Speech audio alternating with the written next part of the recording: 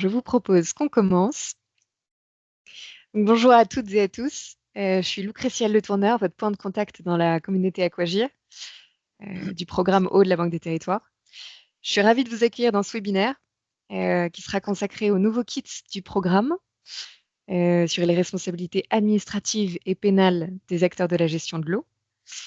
C'est un sujet, comme vous le savez, qui prend de plus en plus d'importance en ce moment avec la loi qui est passée en avril 2025, qui du coup, par le non-transfert obligatoire de la compétence eau à l'intercommunalité, donne plus de liberté d'action aux maires, mais également du coup plus de responsabilités directes, comme le fait bien sûr de garantir la qualité de l'eau, assurer l'entretien des réseaux, respecter les normes environnementales et, le cas échéant, accepter les conséquences juridiques de leurs manquements sur le terrain.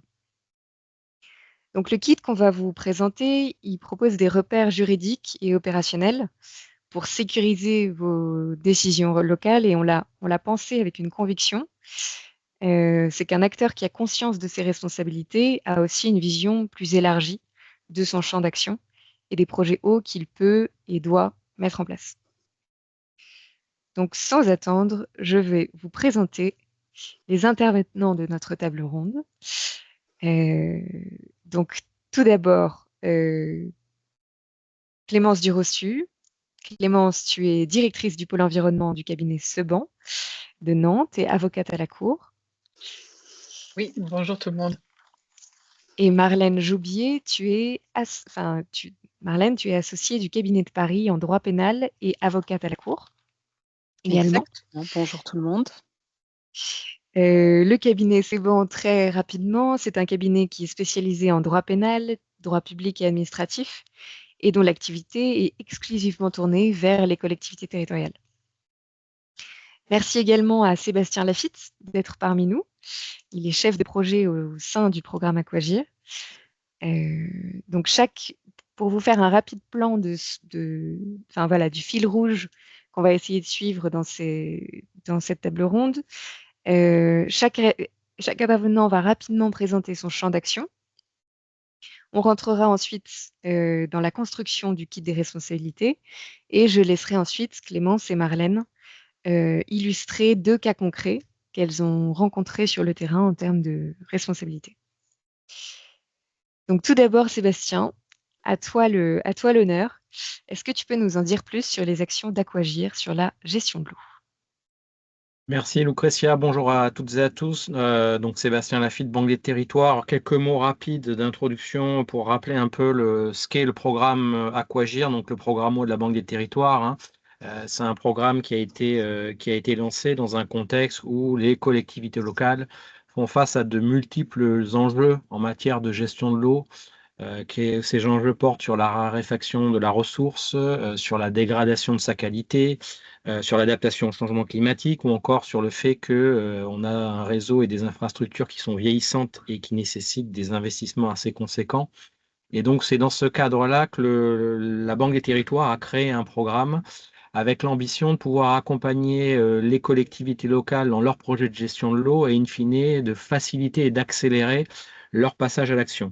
Donc c'est un programme qui s'échelonne sur 4 années, donc qui se terminera en 2028, et avec des objectifs chiffrés très concrets qui sont de financer 1600 projets de gestion de l'eau sur tous les territoires pour un montant de 4 milliards d'euros. Alors comment est-ce qu'on va s'y prendre concrètement ? Sur la slide suivante, l'idée c'est vraiment de pouvoir que la Banque des Territoires puisse mobiliser l'ensemble de ses offres et des services à destination des collectivités locales. Donc on est très connu sur tout le volet financement, puisque notamment via l'Aquarprêt qui permet de financer sur des durées assez longues des travaux autour de la gestion de l'eau. On fait aussi de l'ingénierie, puisqu'on a aussi des crédits d'ingénierie qu'on peut aussi allouer pour un certain nombre de projets. On fait aussi de la consignation, donc il y a un outil qui peut être aussi utilisé dans certains cas de figure. On est également actionnaire dans un certain nombre d'acteurs du marché de l'eau. Et puis, on a créé une nouvelle brique en fait qui porte sur tout le volet autour de l'information et de la sensibilisation des collectivités locales aux enjeux de l'eau et qui s'incarne notamment par une plateforme qui s'appelle aquagir.fr. Si on peut dérouler sur la slide suivante. Et donc, sur cette plateforme, outre les nombreux contenus que vous allez pouvoir retrouver, que ce soit des retours d'expérience, des propositions d'action, des articles pour monter en compétence sur toutes les thématiques autour de l'eau, on a tout un volet autour de la sensibilisation des élus aux enjeux de l'eau qu'on propose notamment via des kits de sensibilisation qui peuvent être commandés gratuitement. Donc aujourd'hui, on a une collection qui se compose de 4 kits et donc c'est précisément pour évoquer le kit sur la responsabilité des élus qu'on est là aujourd'hui. Donc je ne vais pas en dire plus et je vais laisser la parole à la suite de l'équipe pour vous présenter ce kit. Merci beaucoup, Sébastien. Pour votre information, si vous souhaitez en savoir plus sur le programme, je vous donne directement rendez-vous sur la page de la Banque des Territoires qui s'affichera normalement dans le chat. Et n'hésitez pas à nous écrire aussi sur bonjour@aquagir.fr. Clémence, Marlène, est-ce que vous pouvez nous en dire plus sur le service que le cabinet Seban rend aux collectivités territoriales?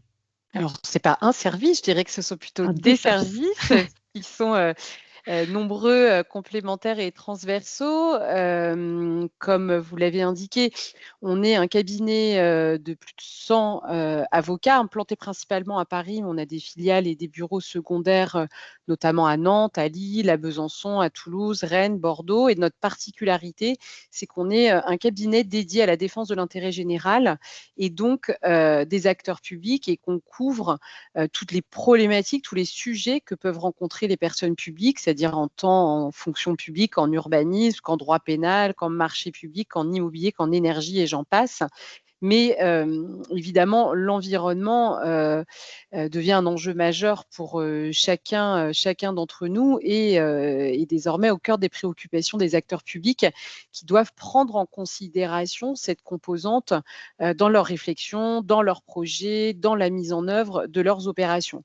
On a une expertise en tout cas pluridisciplinaire et transversale. L'équipe de droit pénal de l'environnement que j'anime particulièrement va accompagner les acteurs publics dans la prévention et l'analyse du risque pénal qui va être attaché aux problématiques environnementales, mais aussi en défense des intérêts à tous les stades de la procédure.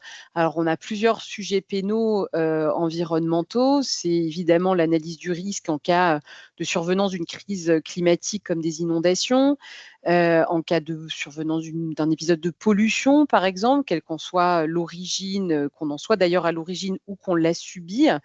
En matière d'atteinte aux espèces protégées, à la biodiversité, notamment dans le cadre d'opérations d'aménagement et de réhabilitation des sites. Et puis également en matière de gestion de déchets. C'est un peu les grandes thématiques d'intervention. On a évidemment une équipe de droit public de l'environnement qui est animée par Clémence Durostu, qui, elle, va accompagner plus les acteurs dans la mise en œuvre et la gestion des services publics environnementaux. Et elle propose un accompagnement spécifique face à cette problématique liée à la gestion de la ressource en eau et des crises qu'elle engendre, donc en matière d'inondation, d'eau pluviale, gestion des eaux pluviales, pollution de l'eau, d'assainissement. Et puis, elle accompagne également les acteurs publics dans la réalisation des projets et des contraintes environnementales qui y sont liées, notamment dans le cadre en cas de sols pollués, de respect, d'exigences des normes environnementales qui doivent être respectées, notamment en matière d'ICPE, d'espèces protégées, d'autorisation environnementale, gestion de déchets. En tout cas, on a une vision assez complémentaire, je dirais, sur les sujets de responsabilité, notamment au regard de la gestion de la ressource en eau et des problématiques auxquelles les acteurs publics peuvent être confrontés, d'où l'intérêt en fait de cette double intervention. Clémence plus sur les sujets de responsabilité administrative et moi plus sur les sujets de responsabilité pénale. Voilà un peu comment se présente le cabinet par rapport à ces problématiques environnementales. Merci Marlène. On mettra les coordonnées de nos 2 intervenantes sur la dernière slide de ce webinaire si vous avez, voilà, si dans votre collectivité vous avez besoin potentiellement de leurs services. On va rentrer maintenant dans notre sujet. Clémence, Marlène, est-ce qu'on peut s'accorder d'abord sur ce qu'on entend par la responsabilité pénale et administrative? Qu'est-ce que c'est en fait exactement? Et peut-être aussi quels sont les acteurs du coup impliqués dans la gestion de l'eau, sur qui reposent ces responsabilités en particulier? Alors, sur la responsabilité pénale, je laisserai évidemment Marlène l'évoquer. Comme Marlène l'a bien dit, on a chacun une spécialité et pour ma part, c'est plutôt la responsabilité administrative. La responsabilité administrative, elle va s'apprécier plutôt à l'aune de la, quasi exclusivement à l'aune de la structure ou du maire ou du représentant de la structure. La responsabilité administrative, c'est les cas où l'administration a commis ou non une faute, parce qu'en fait, il y a un certain nombre de cas pour lesquels la responsabilité sans faute de l'administration peut être engagée. Mais c'est les situations dans lesquelles l'agissement, ou alors même au contraire la carence, le non-agissement de l'administration, va entraîner un dommage et que ce dommage aurait pu être évité par une autre, action ou justement par une action. Les victimes de ce dommage vont tenter d'obtenir une indemnisation de la part de l'administration en démontrant que cet agissement a été la cause de leur préjudice et du dommage qu'ils ont subi. Plus spécifiquement sur la responsabilité pénale, elle va être appréhendée moins sous le prisme des personnes que sous le prisme des comportements en réalité, puisque la responsabilité pénale, c'est la mise en cause d'une personne, évidemment sur le plan répressif, avec un objectif qui est très clair, c'est de sanctionner les comportements, les agissements qui relèvent d'une infraction pénale. Donc le principe en matière pénale, c'est qu'on a une responsabilité personnelle. Quand je dis responsabilité personnelle, ça veut dire qu'elle va peser en premier lieu sur toute personne, qu'elle soit morale ou physique, de droit public ou pas, qui aurait commis les éléments constitutifs des infractions qui seraient visées. Une petite précision quand même en matière pénale, c'est que l'État et les représentants de l'État, hein, donc les préfets, sont irresponsables pénalement. Donc leur responsabilité ne peut jamais ni être recherchée, ni être retenue dans ce domaine. C'est une précision que je souhaitais vous apporter, hein, qui était peut-être très claire pour tous, mais étant donné que les autorités étatiques interviennent quand même beaucoup dans ces sujets, c'est important, voilà, cette précision me paraissait importante, le principe d'une irresponsabilité pénale de l'État et de ses représentants.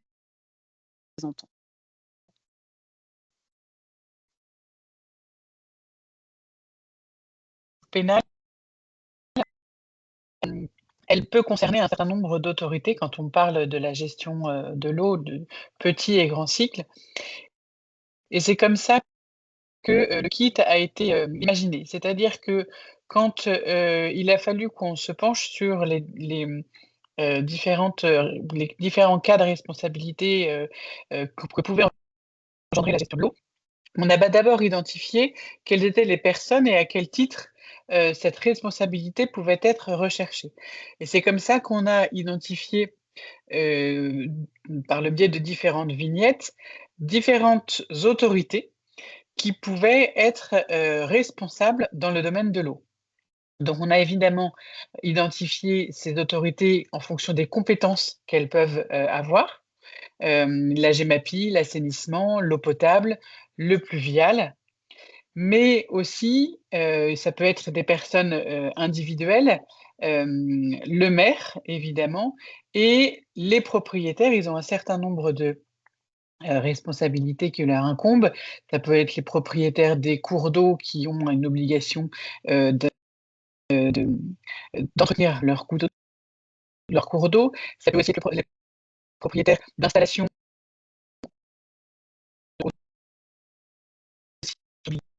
de contrôle de leur raccordement. Donc, à partir de là, on a essayé d'identifier de manière la plus claire possible différents types d'autorités. Alors parfois, une même autorité peut être détenue par une seule personne, c'est-à-dire qu'un EPCI va pouvoir être compétent en GEMAPI et en assainissement, mais dans d'autres cas, différentes structures peuvent être identifiées pour un même sujet parce que justement on est à la frontière de différents sujets, par exemple entre eau pluviale et GEMAPI, qui est un vrai sujet aujourd'hui. Avec ces vignettes, on a voulu identifier en bleu les cas où la personne en question pouvait voir sa responsabilité administrative engagée, et en rouge-orange, la responsabilité pénale. Donc tout le guide que vous avez pu, dont vous avez pu prendre connaissance est à lire de cette manière, c'est-à-dire que quand les petites étiquettes sont grises, l'autorité identifiée n'est pas, une des autorités dont la responsabilité pourrait être recherchée dans une situation donnée. En revanche, quand on voit du bleu ou du rouge, là, il faut, aller un peu plus loin dans le sujet parce que, la responsabilité, peut être engagée. Et ce que je disais, enfin, ce que j'oubliais aussi, est la petite vignette État, parce que l'État, sur le grand cycle de l'eau en particulier, et même le petit cycle d'ailleurs, est très présent, et sa responsabilité, elle peut être, donc administrative, peut être aussi recherchée à dans de nombreuses situations. Donc maintenant, je vais vous présenter les différentes planches qui constituent le kit des responsabilités. Cet outil, vous allez le voir si vous connaissez un petit peu le reste de notre collection de kits, est un petit peu différent de ce qu'on propose, c'est-à-dire qu'il est vraiment, on l'a pensé comme une vulgarisation d'informations légales assez complexes enfin, voilà, qu'on a simplifié pour que vous puissiez les partager, les présenter à vos élus en début de mandat, ou dans lequel vous pouvez piocher pour apporter des éléments de réponse un peu spécifiques sur un projet eau en construction, par exemple. Il peut également être utilisé en complément d'informations sur les autres kits. Je pense par exemple à celui des enjeux de l'eau. Quand vous présentez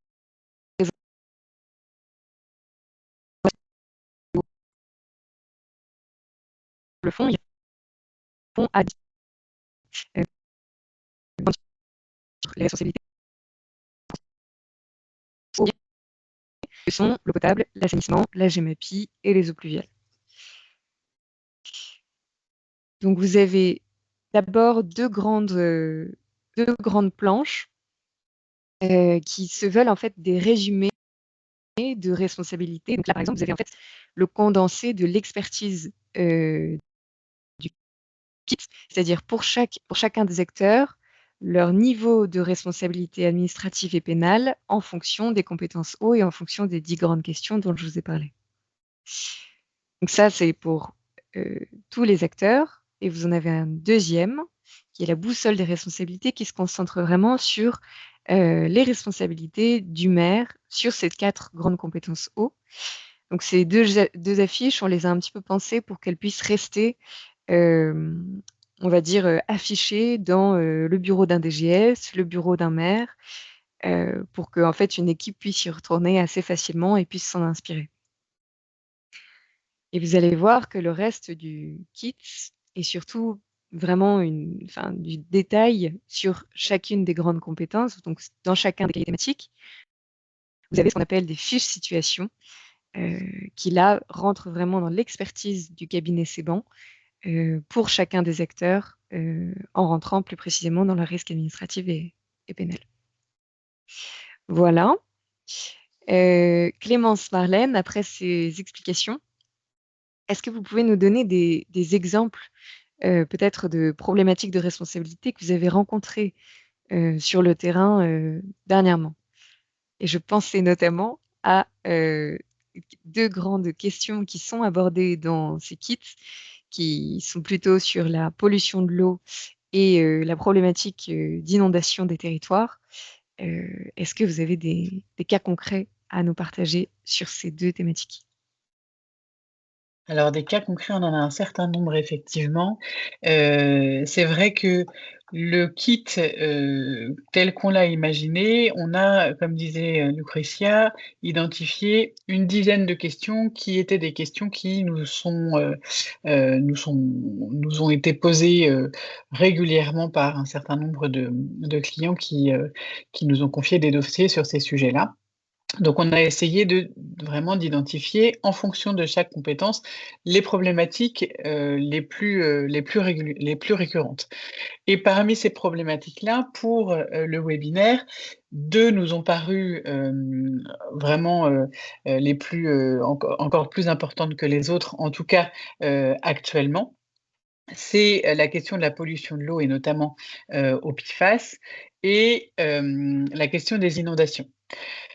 Sur la question de la pollution de l'eau, d'abord, sur le plan administratif, notamment dans la fiche situation, on identifie d'abord les responsabilités qui peuvent peser sur le maire et puis ensuite les responsabilités des autres acteurs. En fait, le kit avait d'abord été pensé pour identifier la responsabilité de l'élu. Donc c'est pour ça qu'il y a en fait un peu un focus sur le maire, puisqu'en termes de responsabilité administrative spécifiquement, c'est sur le maire que la responsabilité de l'élu.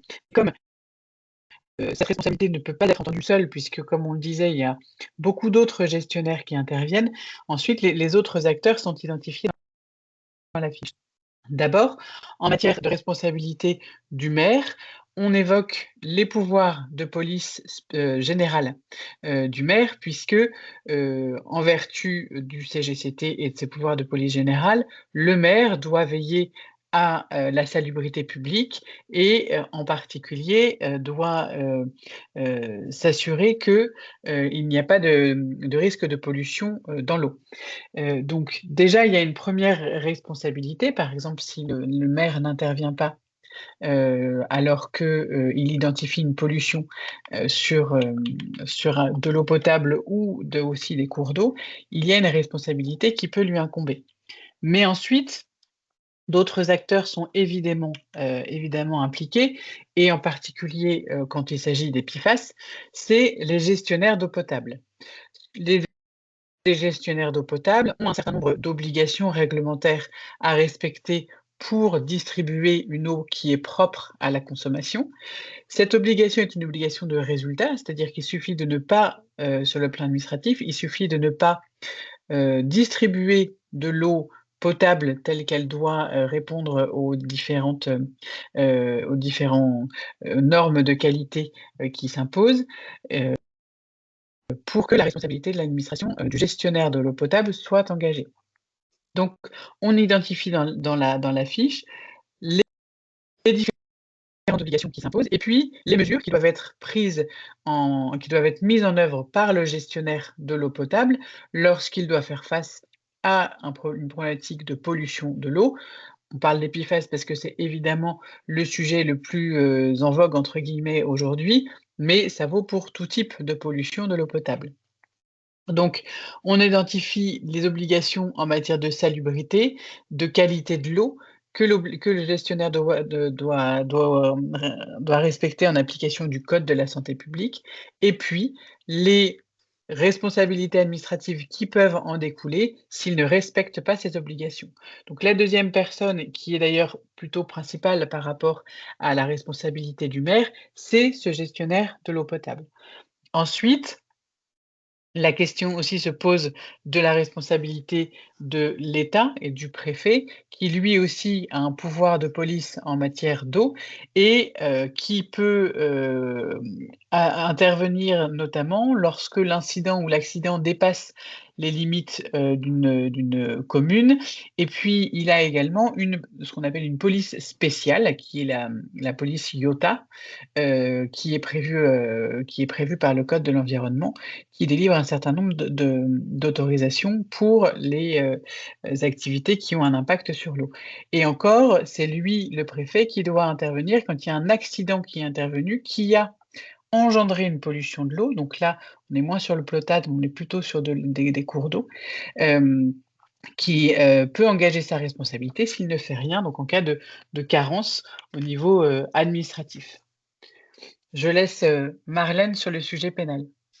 Oui, alors sur le plan pénal, le risque premier va peser en fait sur l'autorité qui va être en charge de l'activité de gestion de l'eau, donc en matière d'eau potable sur le gestionnaire de l'eau potable, le producteur, le distributeur d'eau potable, parce qu'il faut savoir que le juge pénal va raisonner en fait lui de manière rétrospective, c'est-à-dire qu'il va partir d'un dommage qui va être constaté ou d'un risque de dommage auquel des usagers vont être exposés pour ensuite remonter les chaînes de responsabilité responsabilité. Donc, quand on va se retrouver, pour parler de la pollution de l'eau potable, face à un épisode de pollution du réseau d'adduction de l'eau, qui va rejoindre finalement la problématique de distribution d'une eau impropre à la consommation humaine, le risque, il va surtout peser sur l'autorité qui est compétente, qui est en charge du service public de distribution d'eau potable, puisque à ce titre, elle est débitrice d'un certain nombre d'obligations, de règles pour garantir une qualité de l'eau propre à la consommation humaine. Et c'est tout le sujet qu'on retrouve au regard des pollutions avérées au PFAS, qui est un sujet particulièrement d'actualité. La responsabilité du maire va également pouvoir être recherchée, puisqu'il dispose de police en matière de salubrité publique et de sécurité sur son territoire. Donc sa responsabilité pourrait, en sus de celle de l'autorité en charge de la gestion de l'eau potable, être recherché s'il était démontré évidemment qu'il avait failli dans les diligences qui lui incombaient. S'agissant des infractions qui pourraient être retenues pour des faits de pollution de l'eau potable, on a une infraction générale, un délit qui se trouve dans le code et qui est quasiment toujours brandi quand on parle de défaillance dans la qualité de l'eau potable distribuée ou de dépassement des seuils exigés, notamment pour les PFAS, pour que l'eau soit considérée comme propre à la consommation humaine, et c'est le délit de mise en danger de la vie d'autrui. On a également des infractions qui sont un petit peu plus spécifiques, qu'on va trouver dans le code de la santé publique, qui va être par exemple le fait d'offrir ou de vendre au public de l'eau sans vérifier qu'elle est propre à la consommation humaine. On pourrait envisager que cette infraction s'applique dans les cas de pollution de l'eau potable, même si l'idée première du législateur sur cette infraction, c'était plutôt de sanctionner des consommateurs négligents. On a une autre infraction qu'on va trouver dans le code de la santé publique, c'est le fait de laisser s'introduire des substances nuisibles dans des ouvrages publics servant à l'alimentation humaine, ou encore la dégradation ou la contamination par imprudence ou négligence des infrastructures publiques ou communales destinées à l'alimentation en eau. Et puis, évidemment, on a le délit de pollution des eaux qui est prévu par le Code de l'environnement et qui, lui, va venir réprimer, sanctionner le fait de déverser, jeter ou laisser s'écouler dans les eaux des substances pouvant nuire à la santé, à la faune, à la flore ou perturber l'alimentation en eau. Alors, c'est le délit de pollution, en réalité, il est encouru de manière beaucoup plus accessoire pour les personnes publiques qui vont plutôt être victimes de faits de pollution émanant notamment des utilisateurs ou des producteurs de l'industrie chimique qui mettent sur le marché ces molécules de synthèse. Quand on parle c'est distributeur de victime par rapport à cette infraction de pollution qui, pour être retenue d'ailleurs, peut concerner des contaminations qui vont être accidentelles. Donc la faute n'est pas nécessairement intentionnelle.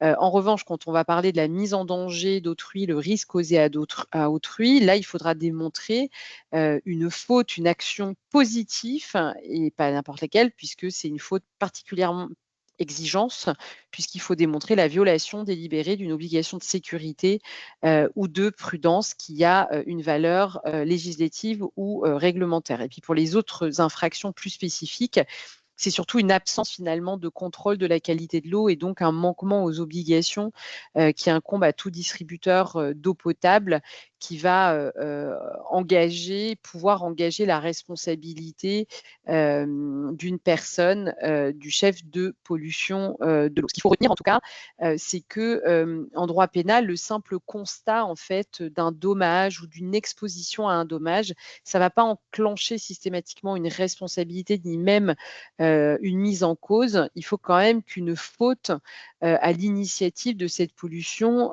soit démontrée, en tout cas puisse être reprochée à quelqu'un pour venir retenir, puisqu'elle peut toujours être recherchée la responsabilité pénale, mais en tout cas pour retenir in fine la responsabilité d'un acteur. Peut-être on peut passer à la seconde thématique. La seconde thématique qui occupe beaucoup de collectivités, de groupements de collectivités, c'est celle de la gestion de la crise d'inondation.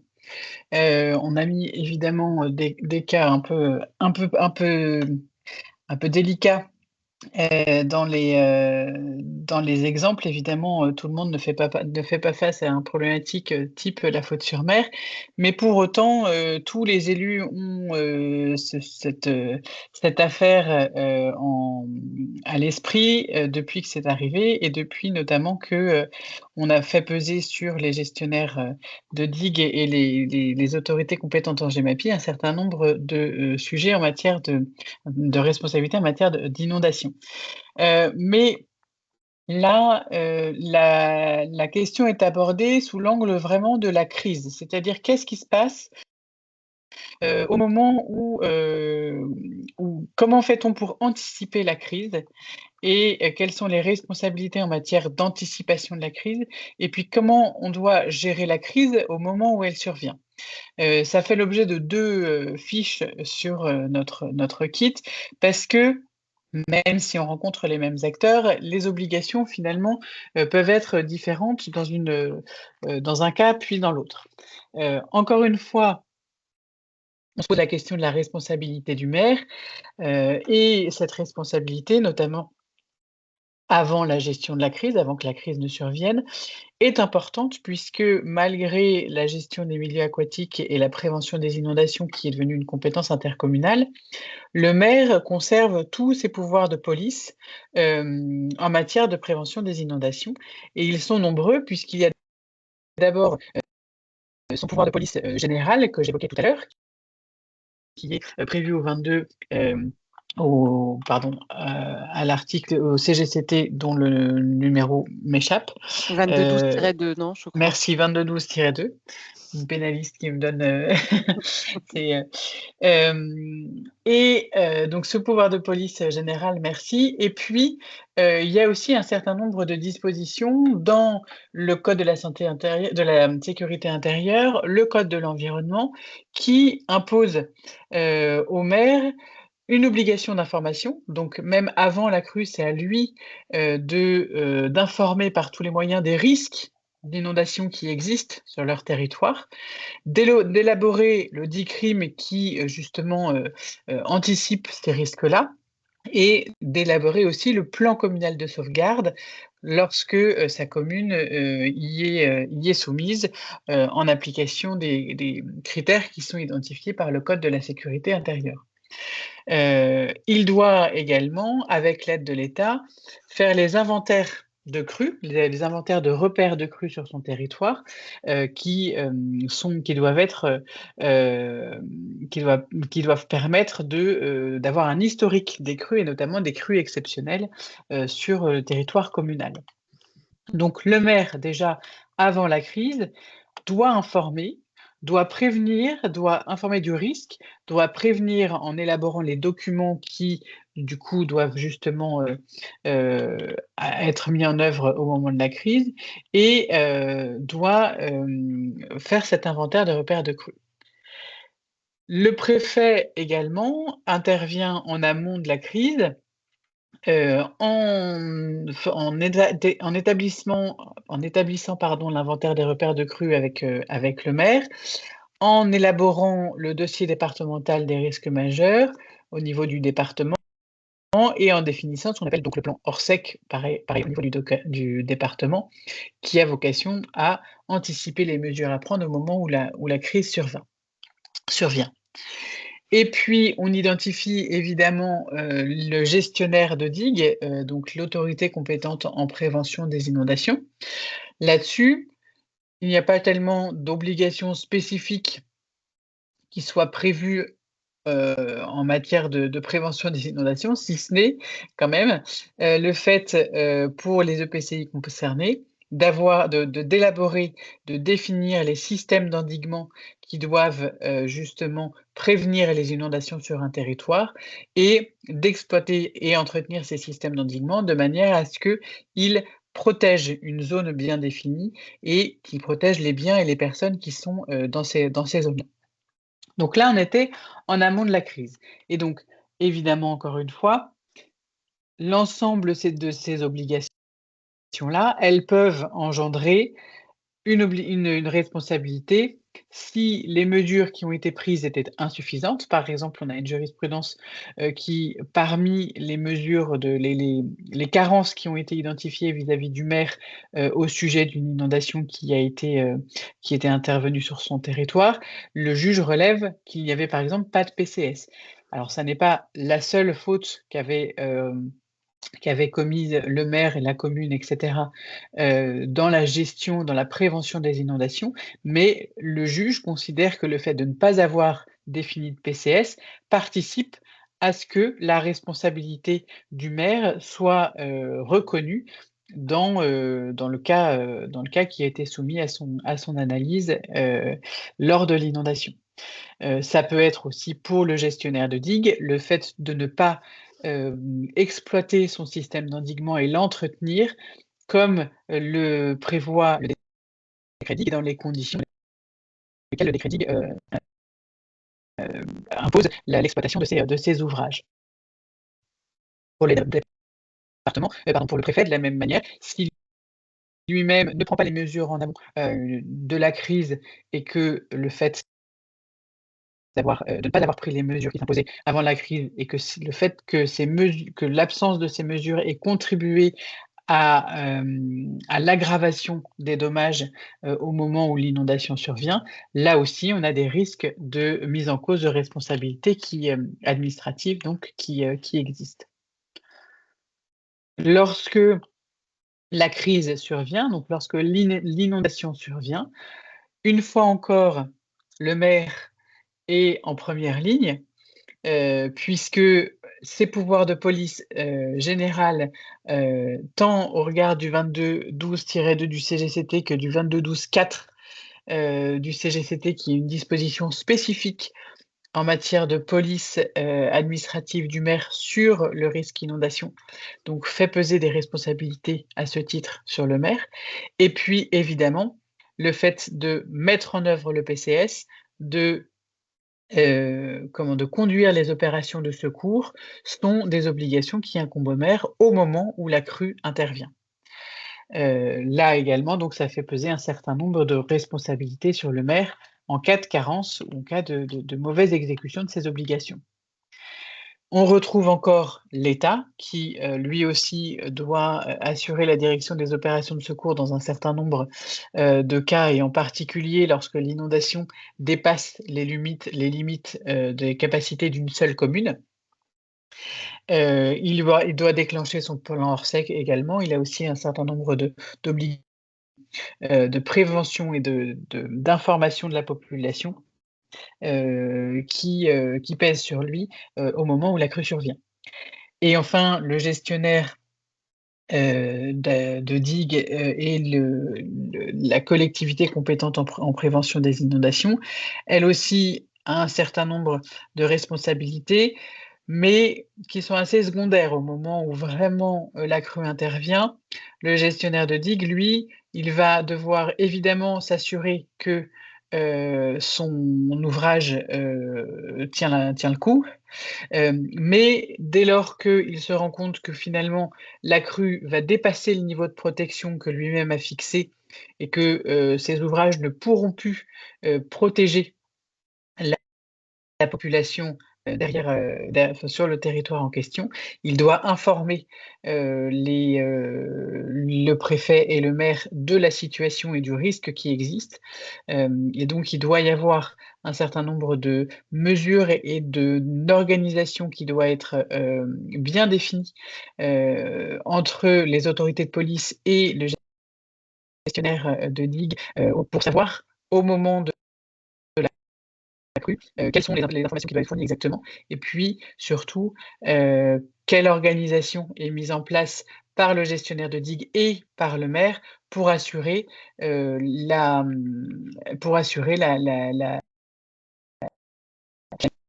mise en cours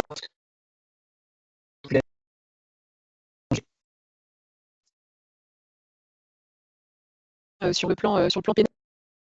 En matière d'inondation, évidemment, les causes peuvent être multifactorielles et donc les recherches de responsabilité pénale peuvent aussi être diverses, en tout cas multiples. Il n'en demeure pas moins que le maire et l'autorité sont nécessairement en première ligne. Et là encore, à l'instar de ce que je vous disais pour la pollution de l'eau potable, le juge pénal, quand il est face à une crise climatique, il va partir des dommages et remonter en fait les responsabilités pour savoir qui devait faire quoi et qui a failli. Si un événement climatique n'a pas entraîné de dommages, mais a exposé la population à un risque important, on va privilégier l'infraction de risque causé à autrui, la mise en danger de la vie d'autrui.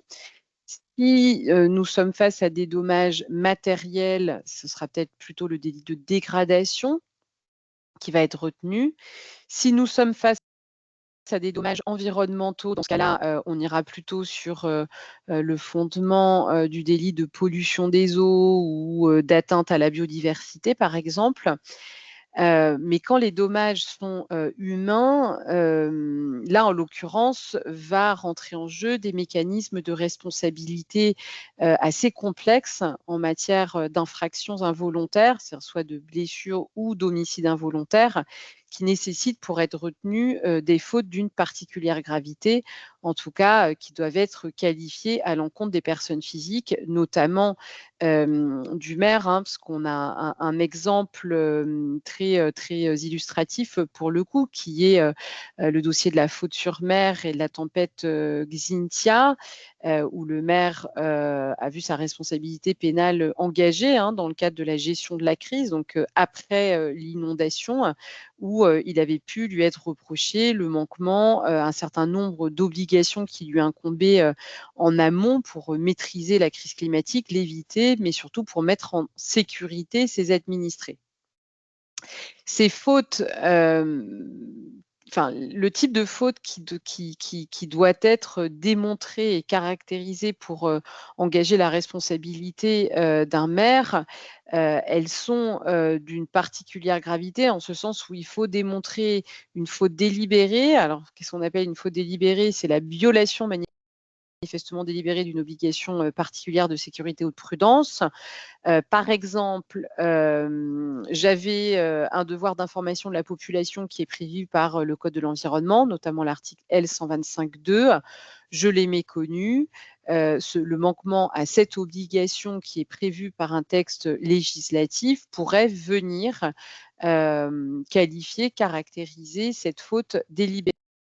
Ça pourrait aussi être l'absence de dit crime ou l'absence d'actualisation, par exemple, de ce document qui est document d'information communale sur les risques majeurs, ou encore une absence de prescription des mesures de sûreté qui vont être exigées par l'article L 2212-4 du Code général des collectivités territoriales, dont Clémence vous parlait il y a un instant. Si on se rend compte qu'aucune obligation n'a été méconnue, qu'aucune obligation n'est facilement identifiable, le juge pénal pourrait vraiment, en cas de dommages humains, s'intéresser à un autre type de faute qui serait une faute caractérisée, c'est-à-dire une faute qui aurait exposé en fait la population à un risque d'une particulière gravité que son auteur ne pouvait ignorer. Ça, c'est la définition. On le voit dans les faits que, par exemple, une défaillance dans l'organisation des secours, hein, l'organisation des secours, elle est prévue par le Code de la sécurité intérieure, pourrait caractériser et qualifier cette faute caractérisée. Ça pourrait aussi être finalement une accumulation de négligence dans la mise en œuvre de la prévention du risque. Par exemple, dans le cas de la faute sur mer, ça avait pu être la délivrance de permis de construire dans des zones qui étaient inondables. Ça peut aussi être une accumulation de négligence dans la gestion de la crise qu'on pourrait raccrocher pour un maire à une insuffisance dans la mise en œuvre de ses pouvoirs de police générale. Donc, ça pourrait un peu tout type de faute, avec un biais quand même assez subjectif aussi hein, dans l'appréciation du juge pénal. Au-delà du risque qui pèse sur l'élu et notamment le maire, il y a un risque également important pour l'autorité qui est en charge de la GEMAPI et de la prévention des inondations, puisque pour le coup, s'agissant d'une autorité et d'une personne morale, une autre faute pourrait suffire à retenir sa responsabilité. Et ce type de faute, ça pourrait être une faute de négligence ou d'imprudence. Alors, il n'y a pas vraiment de définition qui est donnée sur ce type de faute, mais par exemple, si on avait un défaut d'entretien des ouvrages hydrauliques dont elle a la charge, ou des ouvrages de protection, ou d'un système d'endiguement qui aurait été mal entretenu, mal contrôlé, mal surveillé, ça pourrait suffire à engager la responsabilité de l'autorité gémapienne en cas d'épisode d'inondation sur le territoire dont elle a la charge. Voilà un peu pour des exemples concrets de situations auxquelles on a pu être confrontés dans le cadre de nos expériences respectives. Merci beaucoup pour ces explications. Merci à vous deux pour le partage de vos expertises. Je trouve ça très précieux en fait d'avoir ces repères juridiques quand on travaille dans la gestion de l'eau de près ou de loin. On va pouvoir passer aux questions de la salle. Est-ce que vous avez des questions pour nos intervenantes ou notre intervenant du début sur peut-être Aquagir, sur des cas de responsabilité, des enjeux territoriaux liés à l'eau qui vous posent question? Enfin voilà, des questions sur le kit, tout est bienvenu.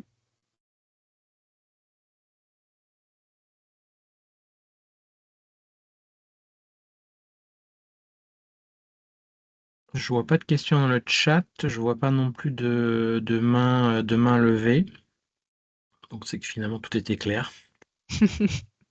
Alors, Oui. si je peux me permettre, si vous avez des questions sur les PFAS notamment, on anime une formation le 22 janvier sur ce sujet-là, de manière beaucoup plus détaillée, puisqu'on y consacre toute une matinée avec Marlène au cabinet, en visio. Super. Ben, on vous transmettra les informations du coup par mail dans le récap qu'on fera de ce webinaire. Ouais, bien, s'il n'y a pas d'autres questions, je vais conclure. Je vais avoir deux, trois mots de conclusion pour vous inciter, si jamais vous avez déjà utilisé ce kit, à pas hésiter à nous faire vos retours. Voilà, si vous avez des éléments complémentaires que vous aimeriez qu'on aborde, pour nous, c'est très précieux de continuer à évoluer aussi dans la construction de ces kits. Si vous êtes intéressé par les ateliers collectifs d'Aquagir de manière générale, on fait une présentation de toute la collection des kits le 17 décembre. Je vous donnerai les précisions exactes aussi dans le mail de retour de ce webinaire. On sera aussi au CGLE le 21 et 22 janvier. Donc n'hésitez pas à venir nous voir, n'hésitez pas à toquer au stand pour venir nous rencontrer en face, parce que c'est vrai qu'on a ce lien pour l'instant avec vous qui est en visio, mais on n'a qu'une hâte, c'est aussi de pouvoir l'avoir en présentiel. Donc voilà, et juste pour votre information, on est aussi en train de travailler sur un nouveau kit, cette fois-ci sur les conflits d'usage, qui prendra plus, enfin voilà, ce sera un petit peu plus dans cette dimension d'atelier collectif. On aura vraiment une forme de fresque en fait qui est alliée à l'usage de ce kit. On vous en dira plus. Mais si jamais vous voulez être bêta-testeur, si jamais vous avez envie de le tester en avant-première, n'hésitez pas à nous faire signe. Et il ne me reste plus qu'à vous remercier pour votre présence et merci mille fois à nos deux expertes de leur partage aujourd'hui. Merci à vous. Et à très vite. Merci pour votre attention. Merci de votre bientôt. participation. Au revoir. Au revoir.